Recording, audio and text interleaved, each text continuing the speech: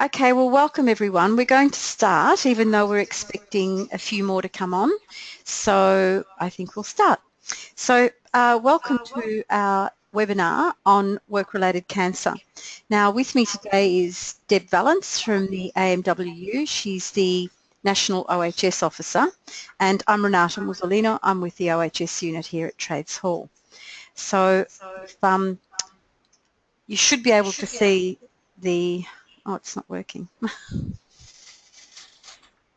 that's interesting. The slides. It's not. How do I move it forward? Okay, just click. All right, thank you. This is my first one, and we're doing a bit of a trial, so if there are a few glitches, please forgive us. Okay, so what we're covering today is we're going to mention World Cancer Day. We're going to look at work-related cancers, the rates, what the agents are that cause cancer in the workplace, cancer in Australia, some of the issues, some of the problems involved with dealing with it, some strategies for health and safety reps, and then I guess some next steps. So, there we go. World Cancer Day was Saturday on February the 4th, and this is why we're having the World Cancer Day, a webinar on cancer. The tag that they used was "We Can, I Can," which in some ways is quite applicable to health and safety reps. Now, I've taken a quote from their website from the Canadian Partnership Against Cancer, Heather Bryant, who says, "On World Cancer Day, we have an opportunity to collectively examine cancer control strategies and to identify winning formulas that will accelerate progress. The goal for all of us is to ensure fewer people develop cancer, more people are successfully treated, and there is a better quality of life for people during treatment and beyond." Now, clearly for health and safety reps, for workplace parties, it's going to be important to be able to do things at the workplace level.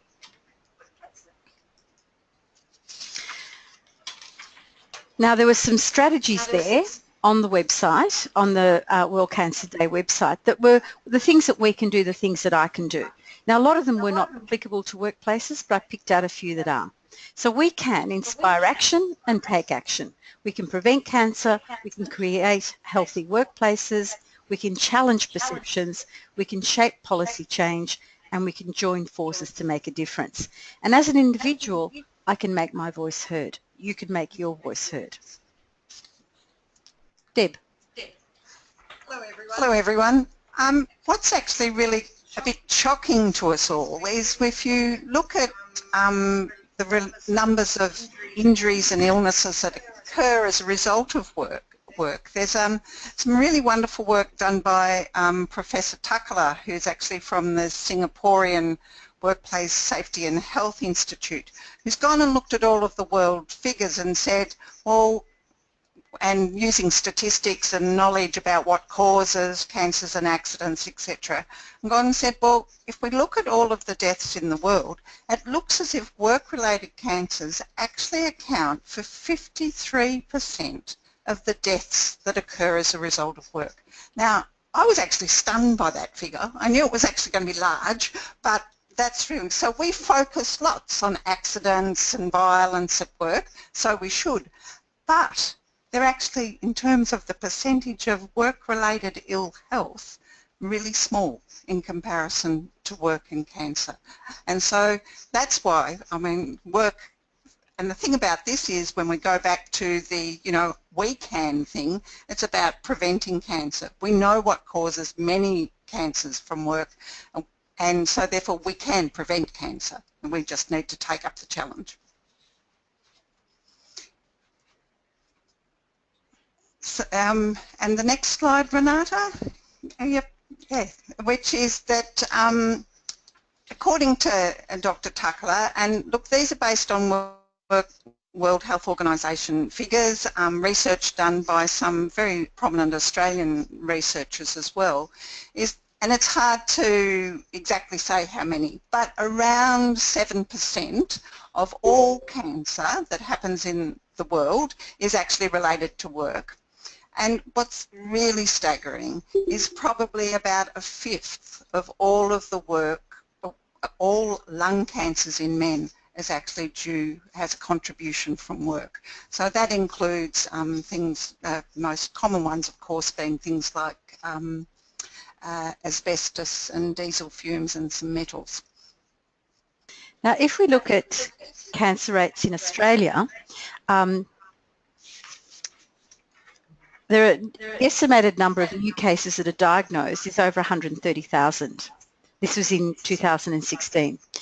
The estimated number of deaths for cancer, which was from a few years before that, is over 46,000. So if you're looking at percentages of these overall cancers, we can see that quite a large number of cancers in Australia can be related to work.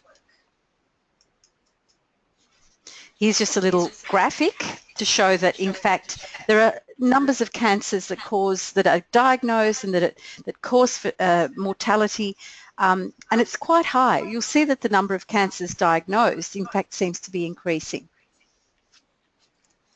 And as we mentioned before, that the estimates are around 7% of all cancers are related to work. But for some specific cancers, it's really a much higher percentage. So of course we all know about the tragic industrial tragedy of asbestos exposures and mesotheliomas.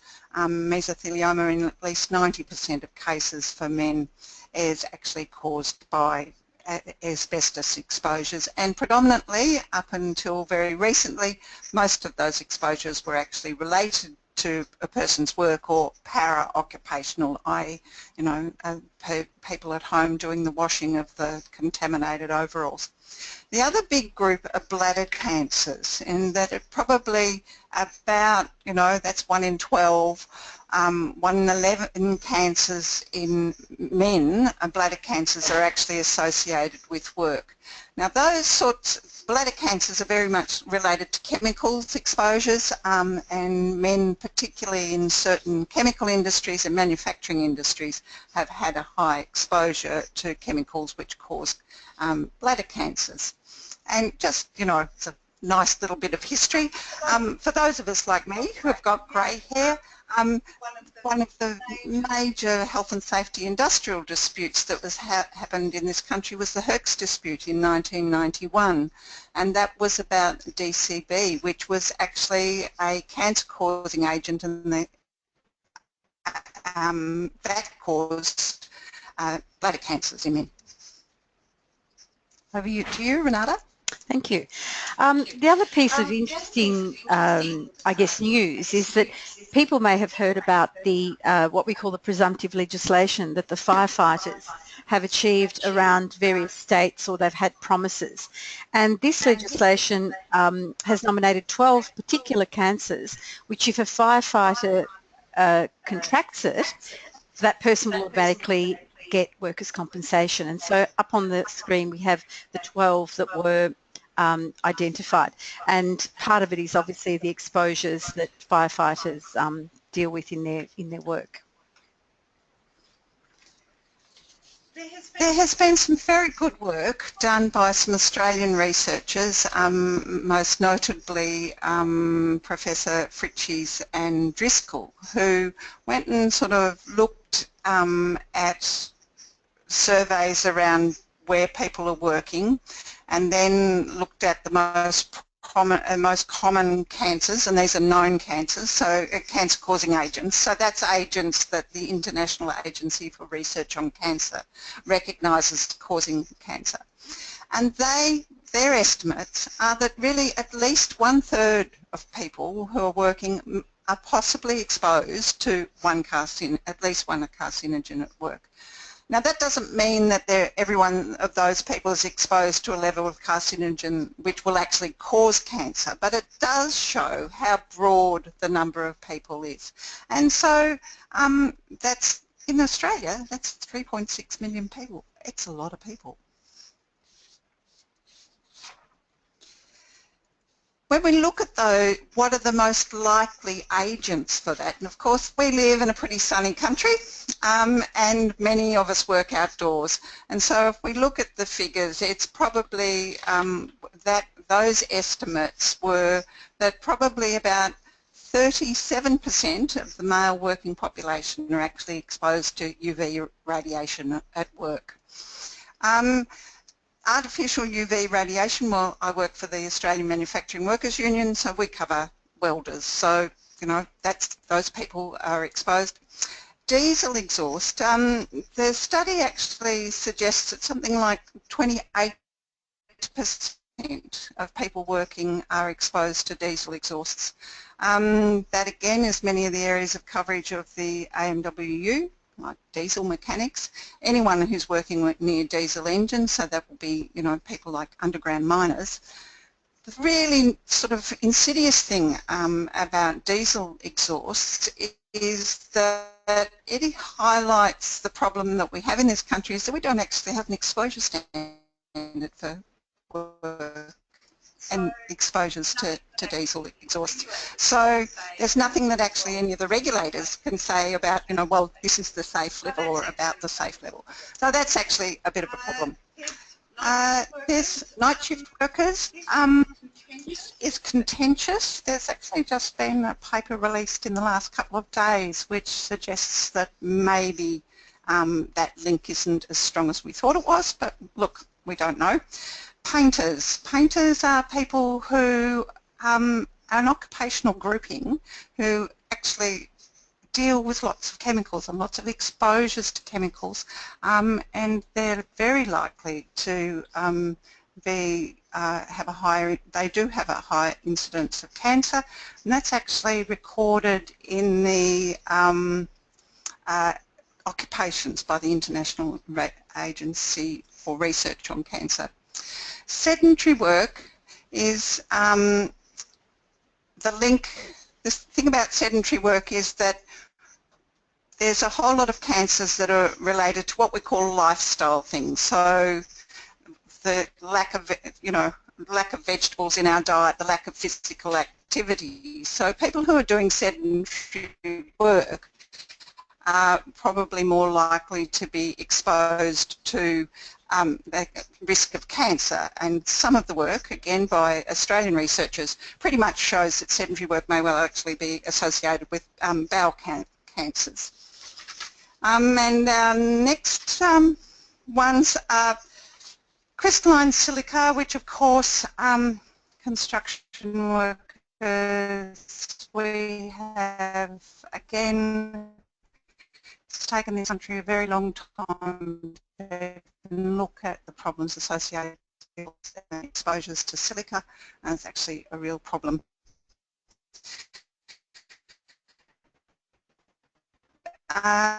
Benzenes and lead are a couple of it's actually quite interesting because we have lead regulations which look at how people are exposed to lead, and we remove people from work if people's blood lead levels come up high. But the reason that we do that is for the acute levels and the acute, you know, the immediate short-term health problems for lead. We don't do that.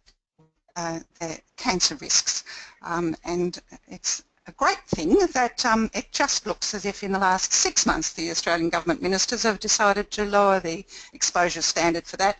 That's taken 20 years. Our advice back in from the National Health and Medical Research Council back in 1996 was that that level should come down. So they're just some of the examples of agents that actually can cause cancer.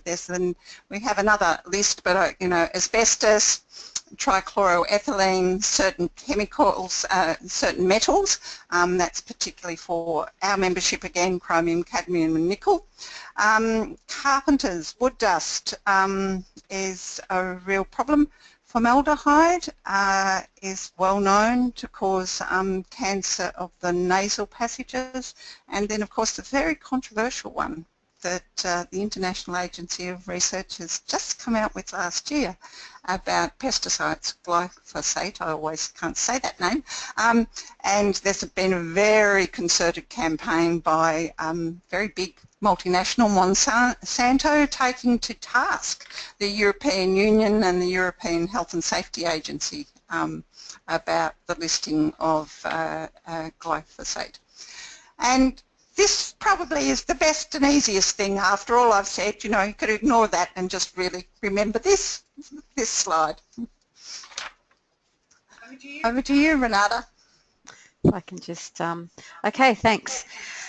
All right, so as you can see, we went through quite a number of substances there. There are many more. There's probably, as we said, 50 quite common ones that workers are exposed to in the workplace. I'm just going to turn my camera back on because it was a little bit slow and it seemed as though my camera was slowing things down.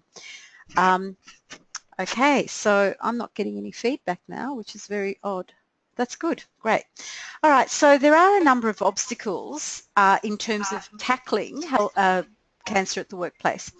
And probably the greatest of these is that there's a long latency period between when people are first exposed and when they develop the disease. So it's not like someone getting their arm, or as I was writing today in the journal, a worker who had their hand severed, so we know immediately there's a problem with that machine.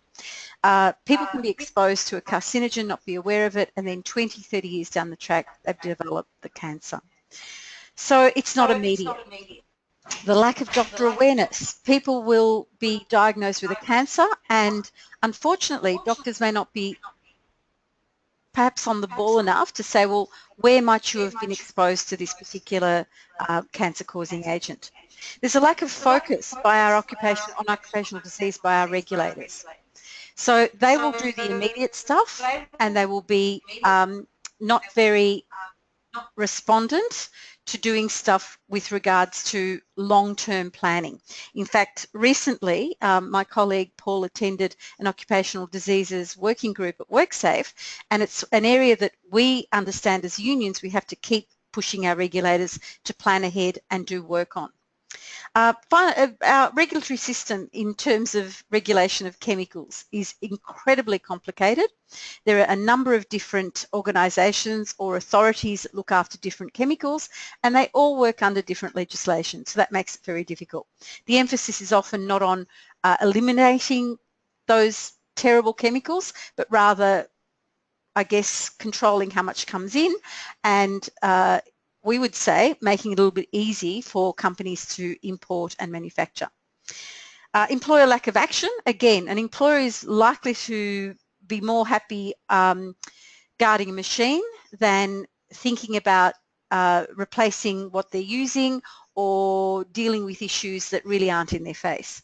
Industry pushback.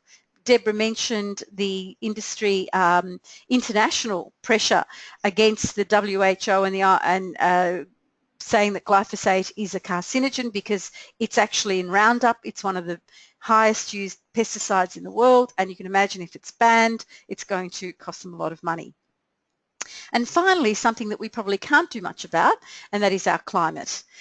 We are going to be, outdoor workers will be at increased risk of skin cancers because there is going to be increased UV radiation. Today, tomorrow are shocking days. And I mean, Renata, that sort of all of those things put together end up with what the Cancer Council in Western Australia, their study has said, that as few as 8% of workers with occupational cancer actually ever claim workers' compensation.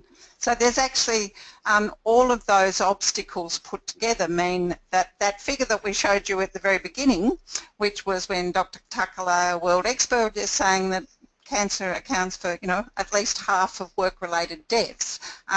That doesn't line up with only 8% of cancers workers being with occupational cancer actually receiving workers' compensation payments. So you can see we've got a really pretty big misalignment, I think is the word. And I think that, I guess that's why we're here today, because those things and those obstacles mean that we must do stuff at the workplace. We must prevent exposure. And as health and safety reps, union health and safety reps, with support of the union, we can be doing stuff, we need to be doing stuff. So the next part of our presentation is really looking at what are some of the strategies, if I can get the next slide up, to, that we can start implementing in workplaces. So what are the strategies for HSRs? Now, I guess the first thing is, because we know that people have been exposed in the past, we have to be aware that we need to support these workers, and we need to encourage workers to have proper diagnosing and apply for workers' compensation. But I guess the biggest thing is about prevention and tackling the problem like we would any other work-related hazard. So if you see an unguarded machine, you look at preventing. You don't give a worker some PPE so that their hand won't get caught. You actually ensure that there's proper guarding. So just like any other hazard, we go through the process, identify, assess, control. And a reminder, going back to the World Cancer Day slogan, we can, but I would add we must. We must do this. Because if we wait for others, if we wait for government, if we wait for the regulators, if we wait for the employers, hundreds of workers are going to be dying of cancer. And I think, Renata, that we must is actually, and we mustn't wait, is actually we have a fantastic example of that in Australia, which is the whole stuff about asbestos. If it wasn't for the collective organisation of unions and their members, we would never have asbestos regulations. We would never have had activity around banning asbestos importation in this country, and we would never have continued activity about trying to stop illegal importations coming through. So we talk about asbestos often because it's an easy one, but look, the same principles apply all of the time. We can and we must. And just for people's interest, Deb has, a number of years ago, but it's a fabulous article, wrote an article that actually spelt out exactly how we got to the point in Australia where government agreed to ban asbestos. And it is very clear that if it hadn't been for the actions of unions and union members, and a number of unions, I have to say, AMWU, the MUA, the CFMEU, we would still be, and the ACTU, which is the Peak Council, we would still be working with asbestos, and there would still be asbestos coming into this country. So it's fantastic. Okay, so support for workers. Firstly, ensure that any workers who have been exposed or who may have been exposed to cancer-causing agents are provided with an exposure letter. And we'll talk about that in a minute. And secondly, ensure that workers with work-related cancers are given the support they need, they claim for and receive compensation payments to which they're entitled. Because, you know, it may have been a few years ago, it might mean getting them in contact with the union's lawyers, but clearly something has to be done for these workers. Renata actually talked about the problem with the long latency and the time lag between having an illness and your exposure. So it can, you know, be 15 to 30 years between your exposure and then being diagnosed with an illness. So what the unions did back in the 1970s and 80s was get employers to write asbestos exposure letters. Now that didn't stop your exposure, but it was actually a way of applying political pressure both to the employers and to the regulators to say, we know people have been exposed, these workers know they've been exposed, we've got letters, they're asking their employer for a letter. Mind you, many employers didn't like filling out the letter, but it's still part of our campaigning to make sure that we do something.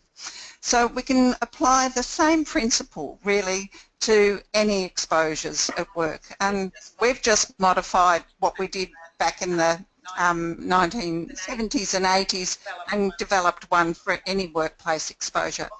Or I should say, and I forgot to say, that anyone who thinks that they have been exposed to asbestos, as a result of union campaigns, the federal government established the Asbestos Safety and Eradication Agency, and that agency now has an asbestos exposure letter where you can register your exposure. So that's actually a really good thing to do. And a reminder for anyone who might be listening from Queensland, the Queensland Work Cover Authority also does that too, so it makes it much easier if unfortunately you or a family member actually has to make a claim. So that's the example of the letter, and it will be up on the wonderful OHS Reps website soon. As will somehow this recording. Okay, so then if we go to the strategies for health and safety reps in terms of what your most important role is, and that is to push the employer to be safer and to have a safer and healthier workplace. So the first part, of course, is of identification. So identifying what the possible risks are in the workplace. I don't need to tell you how to suck eggs, but obviously it's things like gathering available evidence, like the list of hazardous substances, the safety data sheets, the labels, industrial hygiene reports, health records, health or media reports, doing a body map with your members, examining work processes, traffic, shift arrangements, outdoor work, and so on. Analysis of that information. You're going to talk about the labels in a minute. Oh, yes. Analysis of information. So with your union's assistance, what are the carcinogens that are in use? What are the exposures? Are they putting workers at risk? Are there areas in the workplace with higher than expected cancer cases? And where have workers been or are being exposed, and have they received medical checks? There are, in the regulations, there are certain substances for which the employer must do medical monitoring, medical surveillance of their workers. A lot of them don't. And have they received an exposure letter? Just about the exposure letter too, there's also some very good work done by the Canadians. We have it up on the AMW website in our health and safety campaigns, which is two sort of forms that you can ask your doctor, or you can fill out when you go to a doctor if you're concerned that your illness is actually related to work. And so there's actually a little form there that was actually developed by the Canadian government, which is actually really useful as well. But back to the labelling laws. Sorry, I get distracted easily. In January this year, 2017, at last, Australia joined the rest of the world in terms of how we're actually going to, labels have to be on our chemicals that are imported and manufactured. It's called the GHS, which is just an acronym for the Globally Harmonised System. Really, it's just it's a fancy name for an international system of communicating information about the risks or the hazards of a particular chemical or product. And so as of the 1st of January 2017, anything that's manufactured or imported must use the GHS. So the GHS are all these, and they have pictograms on them. They're these lovely little symbols. Those symbols are actually really good as an alert mechanism. So if you see a symbol which actually has its black one with the sort of star across the chest, that actually means, which is about the 1, 2, 3, 4, 5, 6th, 7th symbol in there on that diagram, that actually indicates that it's a health hazard, and so therefore that means things like dermatitis or respiratory problems or cancer, that the substance may have the ability to cause cancer. This unfortunately the pictograms will not be on agricultural and veterinary chemicals. We have survived a significant pushback by conservatives in this country to try and get this decision moderated and changed for agricultural and veterinary chemicals, which they've been successful. The GHS does apply, but they won't have to actually put the pictograms on it. The union movement has consistently argued, along with many of the state regulators for the last 10 years, that GHS should apply for everyone. But anyway, it applies to anything that comes in from the beginning of this year. I should add there that that is an illustration of how complex our system is, because if a chemical is designated as being ag or vet, it's regulated by another body, even though those chemicals are used by workers and are used sometimes in non-agricultural settings.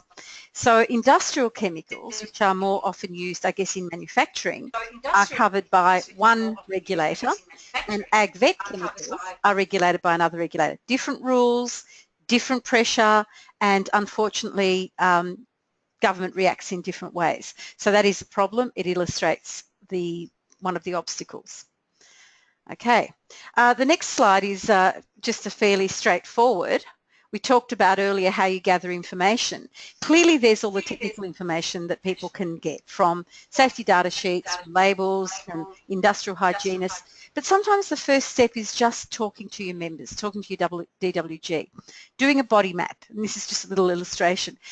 We are experts. Your members are experts. People who work with things are experts. They know what's affecting them. So the body map exercise, or as some of the developers called it, barefoot research, actually gives workers a voice in the workplace to say, I'm having these issues, I'm not breathing properly, or my back is giving me a problem. And it is able to pick up physical and non-physical effects.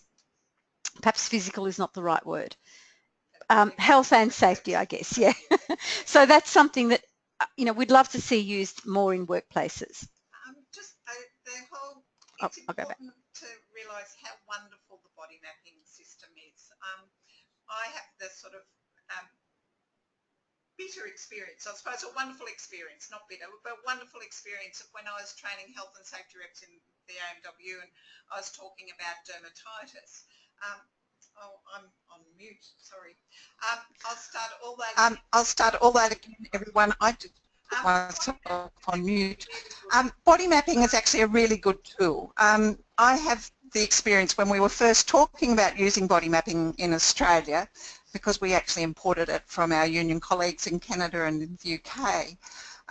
When I was talking to health and safety reps and saying, oh, dermatitis is a problem for people who work in our industries, being metal and printing industries.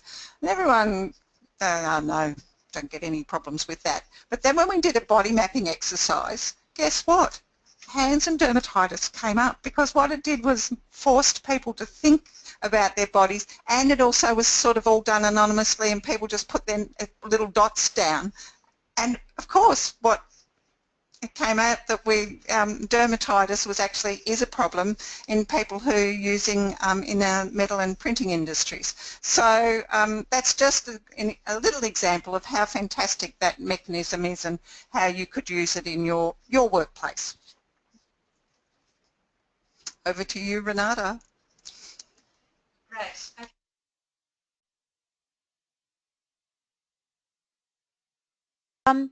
Sorry about these slides.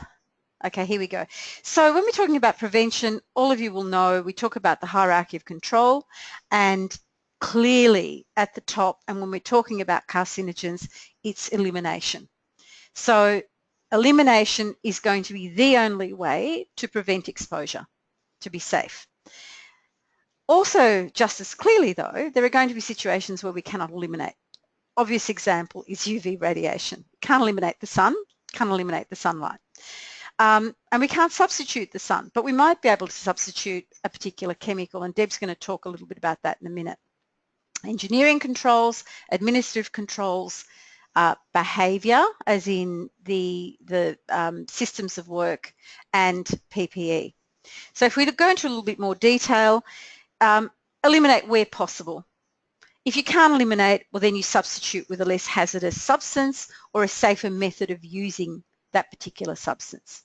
If it's not possible to substitute, or even if substitution still creates a risk, well then there are controls, because obviously when you're substituting you may not be able to get a totally safe substitute.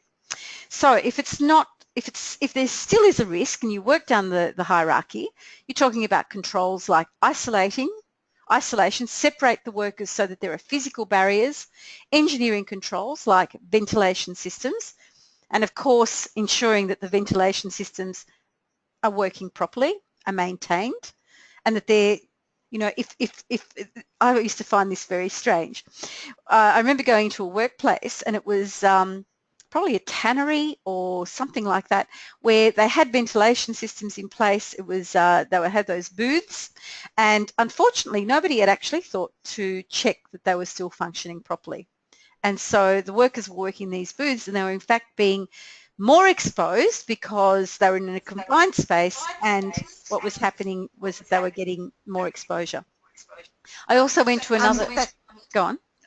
I know, I was just going to sort of reiterate that often we put in controls measures and then we don't do the maintenance, like how often is the fan speed checked, how often are the ducts cleaned out, how often we actually check to make sure that how much what's called face velocity, how much of the air is actually being moved into the ventilation system, or is it just eddying around? But you're going to go on with another example, Renata? Yeah, another funny example I found was that this particular workplace had quite good ventilation in place, but then they reorganised the workplace and they moved where people were working and they moved the workstations, so they were nowhere near the appropriate exhausts. So that was also, nobody thought, or they thought it was too expensive. So that's a real problem. And then finally, if all the above have been implemented and there is still a risk, well then you look at limiting the exposure, limiting the time that people work, and also issuing and ensuring that it's appropriate personal protective equipment such as masks, gloves and other PPE. When we're talking about cancers, everyone, I keep muting myself and then forgetting to turn myself on again. This is an experiment. When we're talking about cancers, often we don't actually know what's a safe level. Like, it's sort of a bit different to a machine guard where we know that, if you put your hand in the guillotine, well, there's 99% chance that your finger will get chopped off. So that's part of the argument that employers and regulators use about saying, well, we don't exactly know what any safe level is. But again, if we go back to that figure from Dr. Takala, with over 50% of our workplace deaths are related to cancer and therefore exposures of cancer, we need to assume that the lowest possible exposure is what we should be aiming for. And so that means that when it comes to many things, is actually substituting something else as another work process or another chemical. Substituting is actually difficult.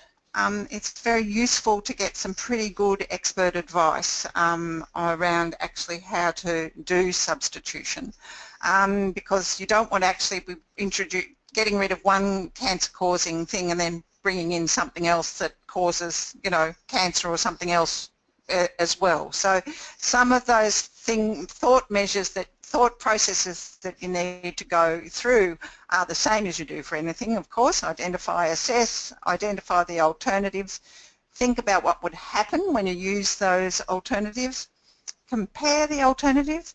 Now, often our work processes are designed around the chemical itself, so the time that the chemical is sprayed, or the temperature at which the process is run at, or the enclosures or the ventilation system that's around it, so it doesn't mean that the paint actually gets on the product and is not taken off the product.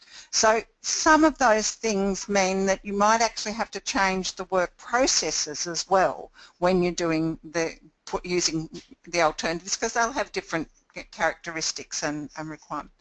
Then you decide what to substitute, assess it, and then, as per always, assess the change.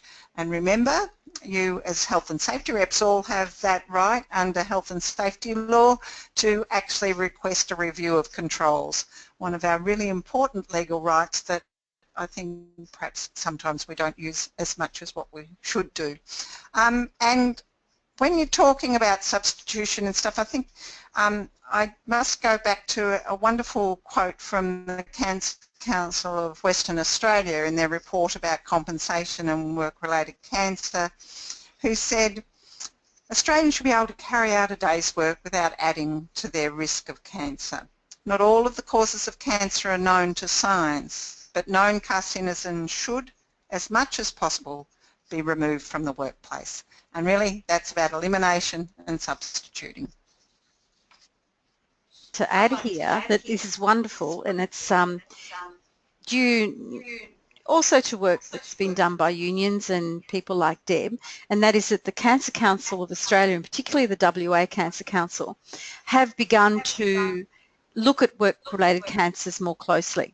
Traditionally, Cancer Council, and if you go to their website, there's still a big hunk of it, was about personal choices and sun exposure, which they did as a general thing because, you know, Australians love to sunbake.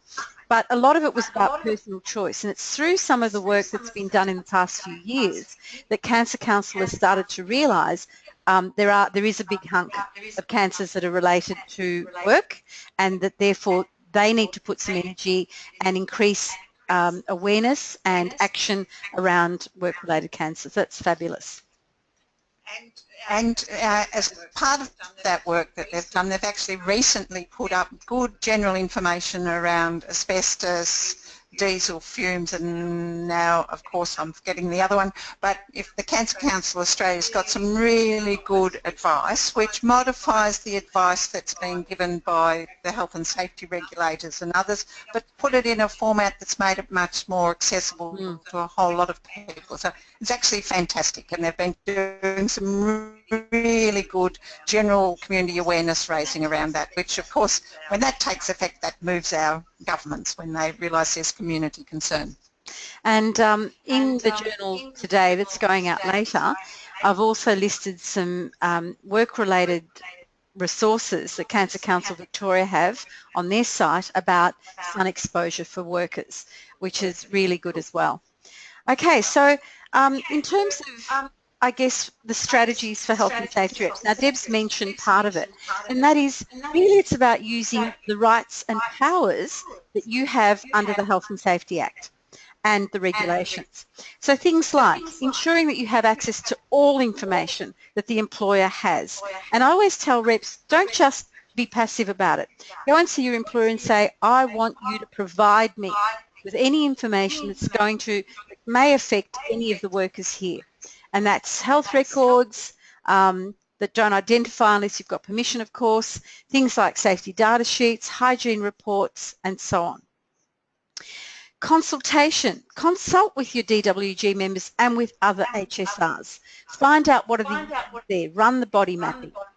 Remember that you have a right to be consulted by your employer when identifying hazards and risks, and when developing and implementing controls, and when proposing changes. Proposing changes such as introducing a new substance, introducing a new work process, changes to the work environment, to what the workplace looks like, changes to the shift arrangements. That, unfortunately, is something that a lot of employers still aren't doing after more than 20 years of legislation. So it's partly up to you to push and remind them and to start issuing opinions when they don't do it. And I'm just reminded of the theme that Trades Hall did last year with the big training day, which was nothing about us without us. It's a very nice way of encapsulating the requirements under the law for employers to consult with workers and their health and safety reps. Exactly. Thank you. Thank you for reminding us of that. And sometimes it means reps are more informed and workers are more informed than their employers about what the employer's duties are under the Health and Safety Act and under regulations.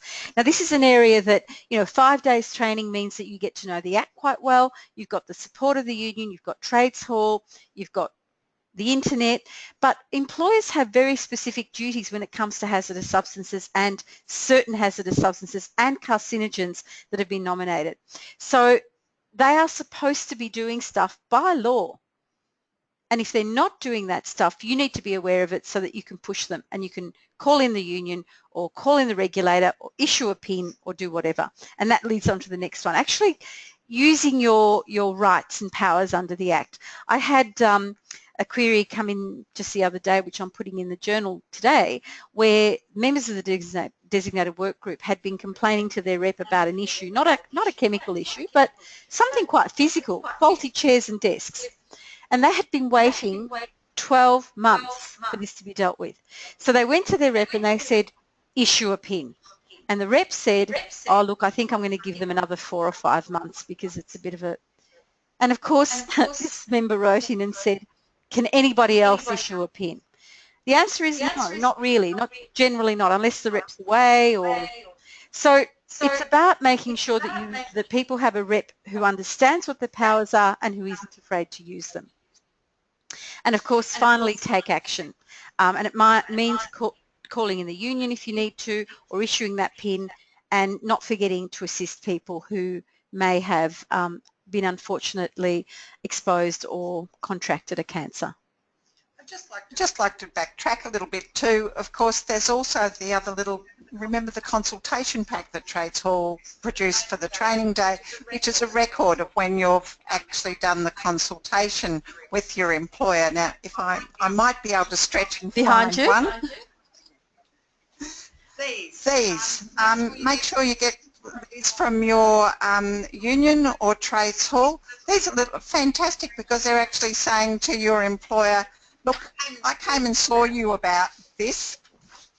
I've, the date, who I spoke to, etc. And so you creating that paper trail to show that you clearly have consulted with your employer and raised the issues. And we've had feedback from people who have them and who have used them, and they say they're fantastic. So that's wonderful. Okay. And here we are, Renata, nearly at the end. We thought we wouldn't be able to speak for long enough. And of course, between the two of us, we've managed to wrap it on for 50 minutes.